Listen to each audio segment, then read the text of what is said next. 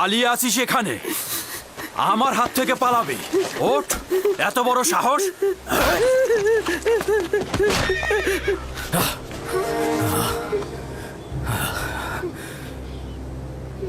কি হলো আমার বুকের ভেতরটা? না জানি আমার ইউসুফ কোথায় আছে, কোন বিপদে আছে। শান্ত হন খোদার নবী। আমার ইউসুফ কোথায় আছে? কেমন আছে আমার ইউসুফ?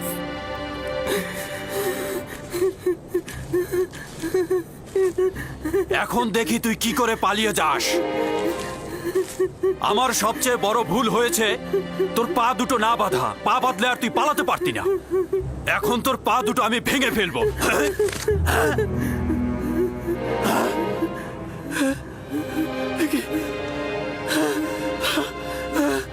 আমার হাত, আমার হাত!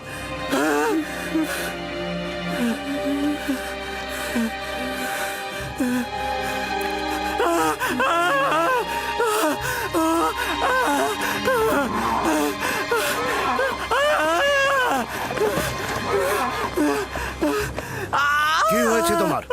দেখি দেখি কিভাবে এমন হলো। আমি জানি না কি করে হলো, আমি কিছুই বুঝতে পারছি না। এমনি এমনি তো আর এরকম হওয়ার কথা নয়। ভারী কিছু তুলেছিলে নাকি পাথরে আঘাত করেছিলে? কিভাবে ব্যথা পেলে বলো।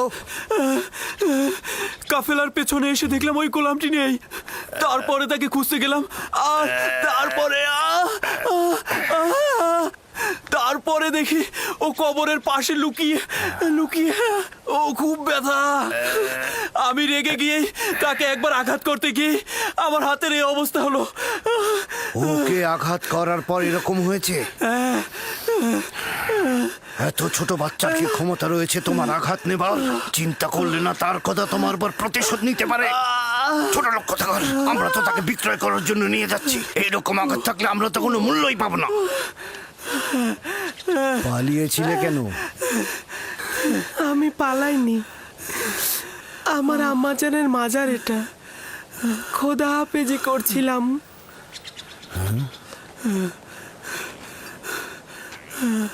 গোলামের নাম নিশানা নেই, কিন্তু জাঁকজমকপূর্ণ কবর দেখছি। গোলামের মায়ের কবর তো এরকম হতে পারে না। তুমি কে বলো তো?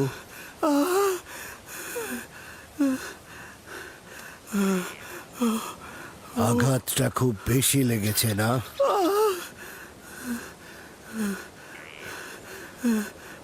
তুমি কি জানো তুমি পালিয়ে গেলে ওর উপর কি ঝড়টাই না যেত? ও আসলে খারাপ মানুষ নয়। আমার শাস্তির ভয় আসলে এরকম করেছে।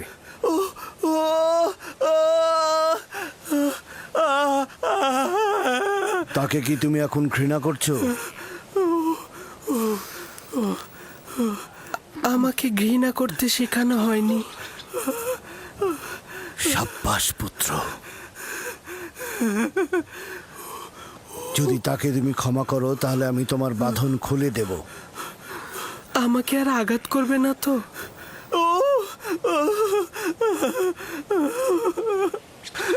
ইব্রাহিমের খোদার কসম, আমি থাকতে আর কেউ কোনোদিন তোমার গায়ে হাত দিতে পারবে না।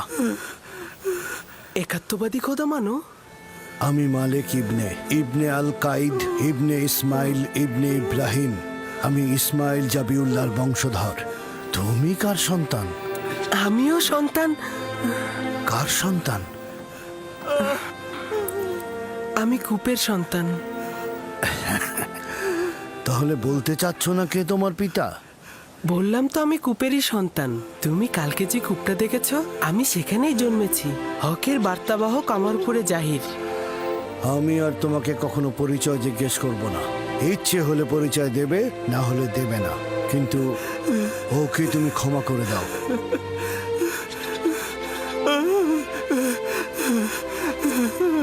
আমি অনেক আগেই তাকে ক্ষমা করে দিয়েছি।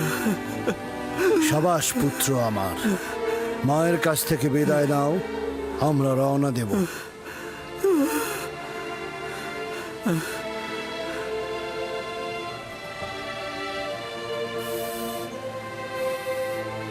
সবাই প্রস্তুত হও, আমরা এখনই রওনা করব।